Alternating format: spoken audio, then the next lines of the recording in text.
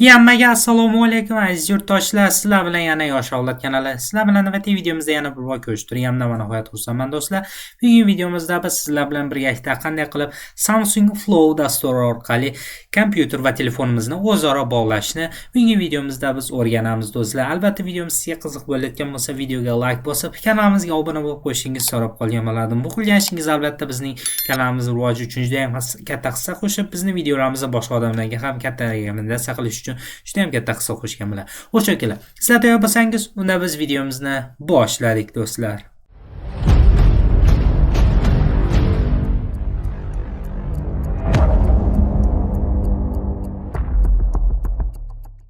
O'sha kelar. Biz qanday qilib Samsung Flow dasturi orqali telefonni va kompyuterni o'zaro bog'lashimiz mumkin bo'ladi.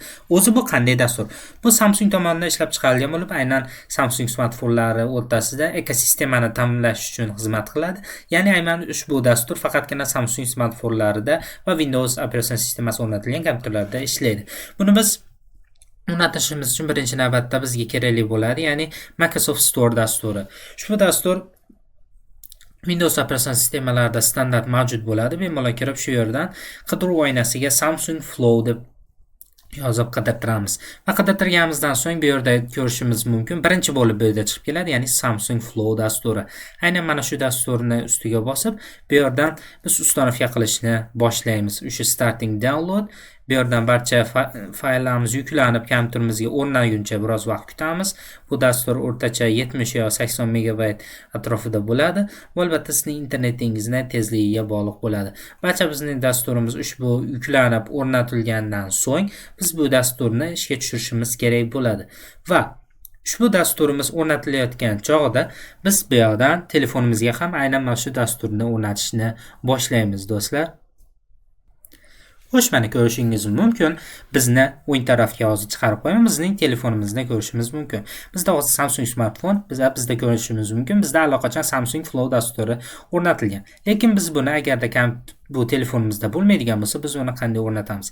Samsung smartfonlarida maxsus ichida Galaxy Store dasturi mavjud bo'ladi yoki Play Store orqali ham yuklashingiz mumkin. Lekin ko'proq holatlarda aynan Play Store orqali, ya'ni Play Market orqali Samsung Flow dasturini bu yerda o'rnatmoqchi bo'lsak, qanaqadir noto'g'riliklar ko'rishimiz mumkin. Bu yerda ko'rishimiz mumkin, ya'ni looking for Samsung Flow, lekin bu mening telefonimda bu ishlatib bo'lmaydi. Chunki ushbu Play Market o'ylaydiki, mening telefonimni, ya'ni standart Android smartfon, ya'ni Google'ning smartfoni deydi. Lekin menda bu Samsung. Biz buni o'rnatishimiz uchun Samsung Store dasturiga kirishimiz kerak bo'ladi va dastur ichiga kirib turib, qidiruv bo'limiga biz Samsung Flow deb yozishimiz kerak bo'ladi.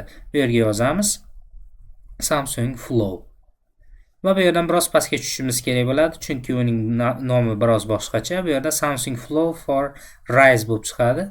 Aynan mana shuni bosamiz va buni o'rnatishimiz kerak bo'ladi. Ush menda allaqachon o'rnatilgan, shuning uchun buni o'rnatishim shart emas. Va kompyuterda bu dastur o'rnatib bo'lguncha biroz kutamiz, keyin buni biz ulashni boshlaymiz.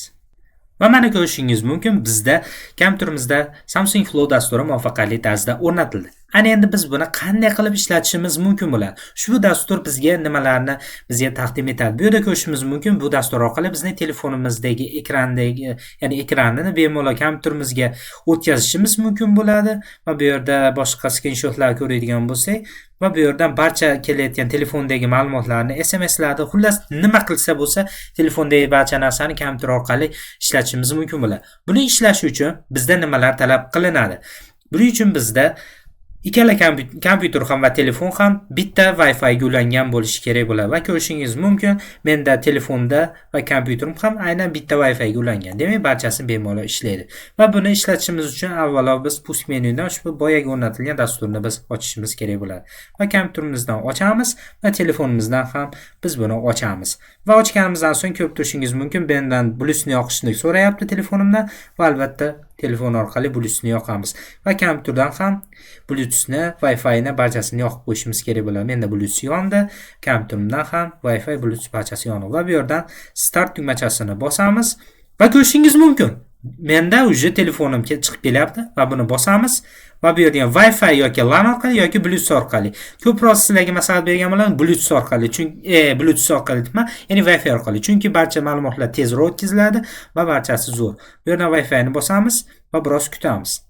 Va telefonimizdan tasdiqlash kodini bosishni so'rayapti. Bu yerdan OK ni bosamiz va telefonimizdan ham OK ni bosamiz. Va bosganimizdan so'ng va ko'rib turishingiz mumkin, bizning telefonimiz kompyuterimizga muvaffaqiyatli tarzda ulandi va barcha sozlamalarga, kontaktlarga, telefonlarga, SMSlarga barchasiga ruxsat beramiz va bu yerga permission needed deyapti telefonda va permissionni ham ruxsat beramiz. Chunki notifikatsiyalar uchun. Bu yerdan allow bosamiz va barchasi tayyor. Ko'rishingiz mumkin, bu yerdan not shared content, ya'ni you can share files deyapti. Bu yerdan bizni fayllarimizni bu yerdan jo'natishimiz mumkin, ya'ni telefonimiz va kompyuter orqali o'rtasida, ya'ni fayllarni jo'natishimiz mumkin. Masalan, bu yerdan Samsung Flow'ni bu yerdan papkasini shunday jo'natishimiz mumkinki, telefonimiz orqali bu yerda mesajlar yoki kompyuter orqali telefonga har xil ya'ni xabarlar jo'natishimiz mumkin. Va bu yerdan jo'natdik. Ko'rib turganingizdek, bizning telefonimizdan ham ko'rindi. Va telefonimiz orqali ham bu yerdan xohlagan mavzuda yoki xohlagan narsani bu yerdan yozishimiz mumkin. Va ko'rganingizdek bizda bu yerdan chiqib ketdi. Va bu yerda ko'rishimiz mumkin, bu yerda notification va bu yerda clipboard va smart view bo'limi mavjud. Agarda biz smart view ni bosadigan bo'lsak va telefonimizdan buni startni bosamiz va voila akalar. Ko'rib turishimiz mumkin, bizning telefonimiz kompyuterimizga muvaffaqiyatli tarzda ulatildi va albatta bu bizning Wi-Fi'mizni tezligiga bog'liq bo'ladi va telefonimiz hozirda men sizlar ekraninglarga ko'rsatib bera olmayapman. Meni telefonimda hozirda kattagina ikon turibdi, ya'ni smart view holatda va bizning telefonimiz qora ekran. Hozir hech nima ko'rinmaydi meni telefonimda va bemalol kompyuterimiz orqali telefonimizni boshqarishimiz mumkin va telefonimizdan hech qanday energiya talab qilinmaydi, chunki hammasi telefonimiz umuman ekrani ishlagan yo'q hozir. Va bemalol barchasi juda ham oddiy va Wi-Fi orqali ishlaydi.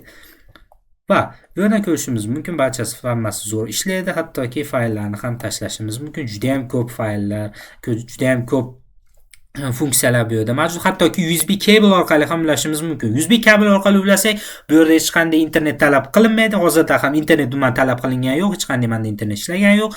USB kabel orqali esa bu juda ham sifat juda ham ko'payib, juda ham katta bo'ladi. Bu yerda smart view, notification tab, bu yerdan boshqa narsalarni bemalol to'g'rilashimiz mumkin.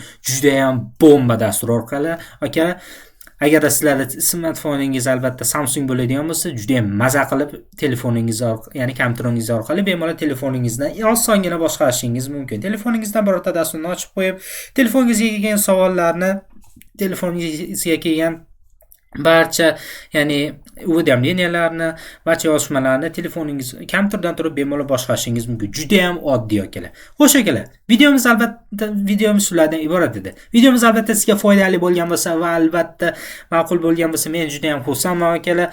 Albatta videoga like bosib, kanalimizga obuna bo'lib qo'yishingizni so'rab qolgan bo'lardim. Sizlar bilan yana Yosh avlod kanali bo'ldi. Keyingi videolarimizda yana bir bor Onajon qarshisida YouTube platformasida yana bir bor ko'rishguncha, xayr do'stlar.